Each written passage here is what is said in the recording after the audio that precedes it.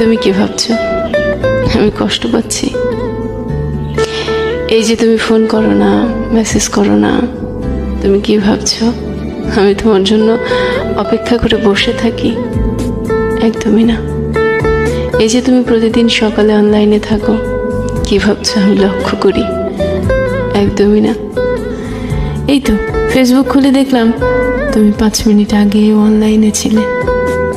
কি ভাবছো এটা দেখে আমি কষ্ট পাচ্ছি?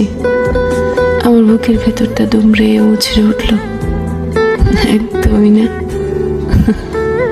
এতে বরং ভালোই হলো, আমি নিশ্চিত হলাম তুমি আমাকে ভুলে গেছো।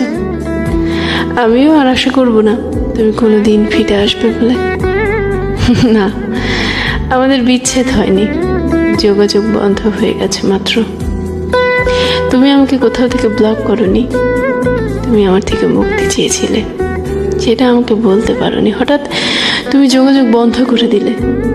আমি বুঝলাম যে যাবার সে চলেই যাবে, তাই বেঁধে রাখার বৃথা চেষ্টা করিনি। যদি কখনো আমায় মনে পড়ে সেদিন তুমি হয়তো বুঝবে তুমি আমাকে কি পরিমাণ কষ্ট দিয়েছিলে। সেদিন ফিরে আসতে চাইলেও আমি কিন্তু আর ফিরবো না।